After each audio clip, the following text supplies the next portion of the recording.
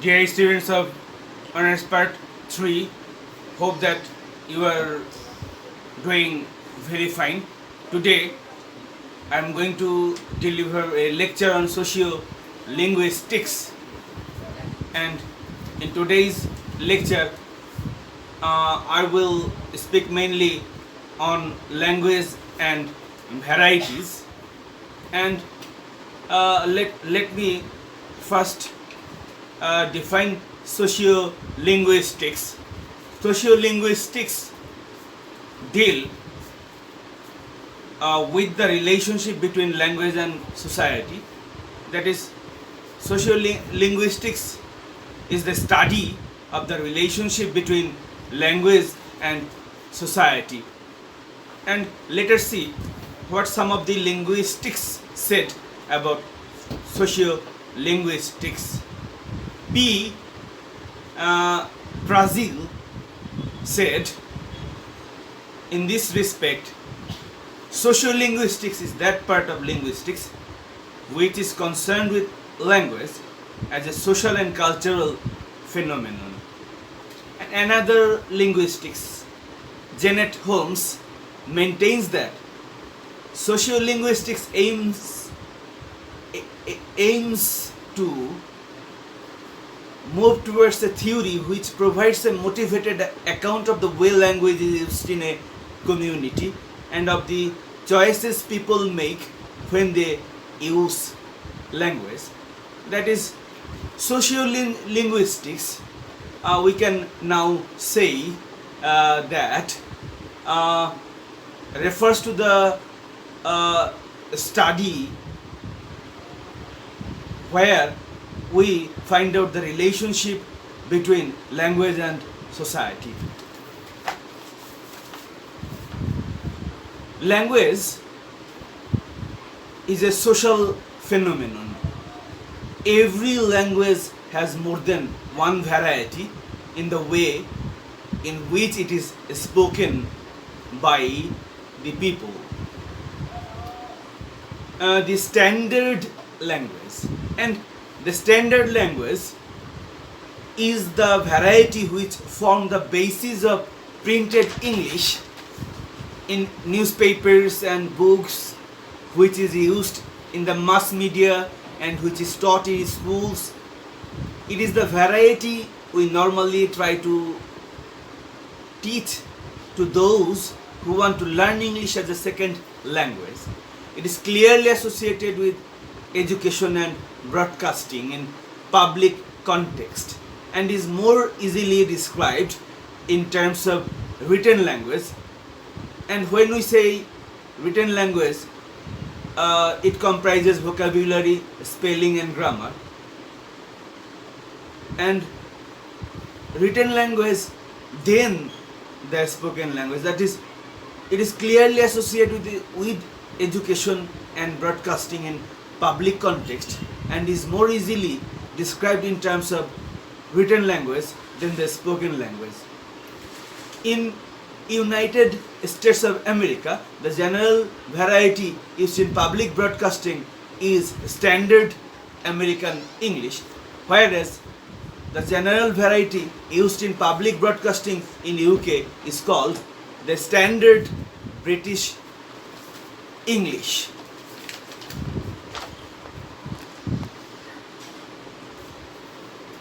When we discuss a standard language, we have to understand that language and dialect are synonymous in the sense that both of these two terms have some of the similar linguistic properties like lexical, phonological, syntactic and semantic features. However, a chosen dialect becomes a language when it goes through some process that is called the process of standardization. Standardization turns a dialect into a standard language. The standardization process comprises the following 4 steps. The steps are selection, codification, elaboration of function, and acceptance. And selection is the deliberate process through which a dialect is selected to develop into a standard language. And codification aims at eliminating diversity and variety and fix some patterns which are accepted to be correct. And an agency or academy generally maintains codification. In Bangladeshi perspective, Bangla Academy accomplishes codification for defining different aspects of Bengali language. Elaboration of function are the steps taken to expand the domain of the chosen variety. The variety is used in different offices, in courts and laws, and in the textbooks, as well as in writing question paper and etc. Acceptance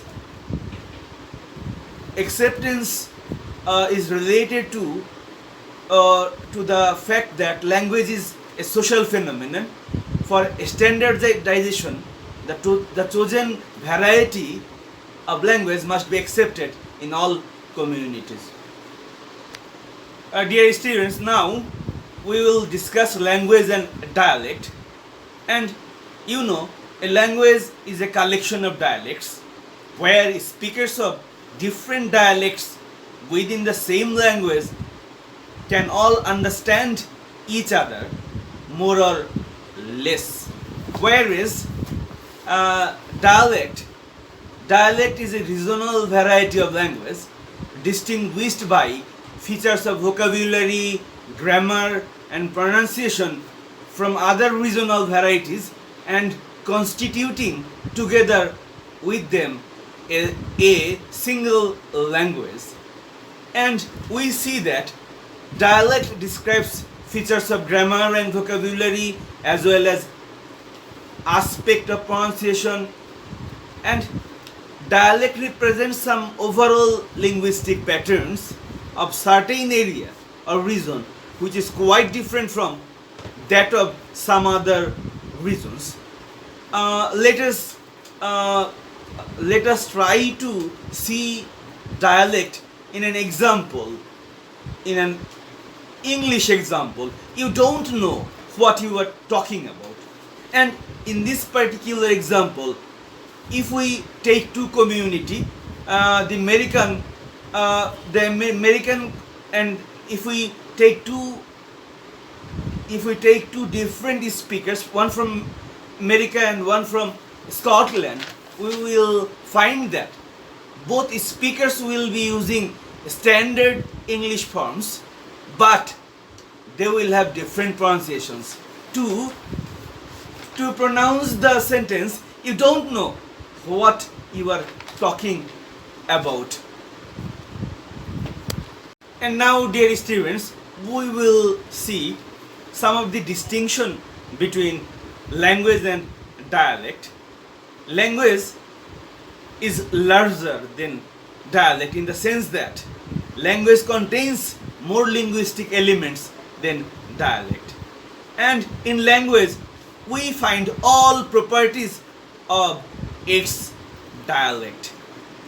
If we cite an example in this regard, suppose in Bangladesh, the people of Chittagong, Sylhet, Noakhali use different dialects, and in the broad perspective, the language is Bengali, but in the narrow perspective, the dialects are Chittagonian dialect, Sylhet dialect, and Noakhali dialect. And we can cite another distinction between dialect and language in the sense that language has prestige, but dialect lacks the very sense of prestige. And another distinction between language and dialect is that language is used in a broader context, whereas dialect is very much regional phenomenon. Now, my dear students, we will see regional dialect and isogloss. And dialects of different regions are called regional dialects.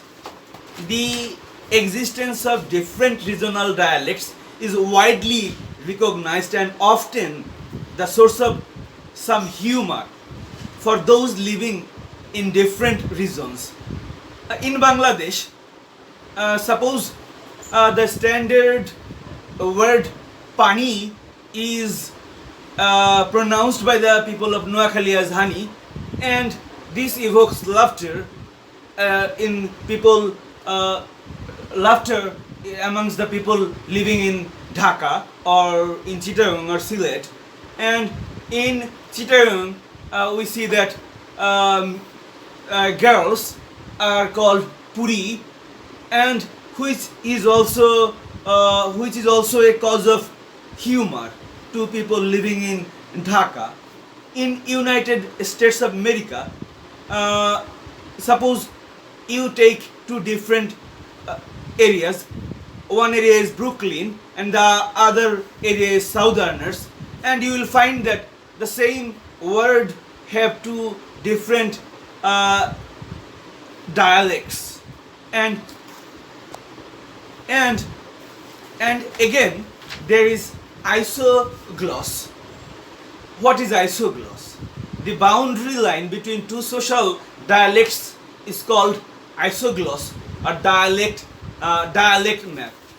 We find that the sound or the accent S is different in places like Rajshahi and Kustia, and when words beginning with S, we find that the people, even the people of Munshigans, or the people of Chatpur, or the people of Rajshahi and Kustia, they utter the word begin with S.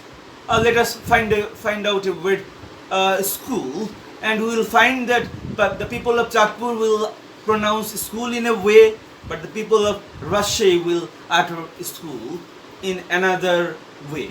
And this is what through which we can draw a line across a map separating two areas, and this is isogloss or dialect map. Isogloss represents a boundary between the areas with regard to that one particular linguistic item. Suppose if we want to cite an example from the United States of America, it is found in a survey conducted by the Linguistics Atlas of the upper Midwest of the USA that in one area people take their groceries home by a bag which is called paper bag, but in another area the same thing, people take their groceries home by a bag called paper sack. And you see in one area paper bag is used and pronounced, in another area paper sack is used and pronounced. And this is what we call isogloss. And so if we cite some more examples, in northern states of USA, northern areas are northern dialect and midland dialect, and we see northern dialect is used in Minnesota, North Dakota, and most of South Dakota and northern Iowa, and midland dialect is used in rest of Iowa and Nebraska. In northern dialect, we see people use paper bag, pail, kerosene, and slippery. Whereas in Midland dialect, people use paper sack, bucket, coal oil, and slick instead of paper bag, pail, kerosene, and slippery. Hi, my dear students. Once again, I am interacting with you.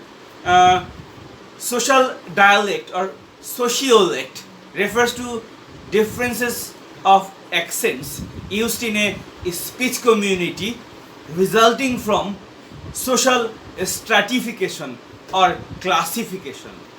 The concept of social dialect is identified by accent. It is worth mentioning that pattern of accent is more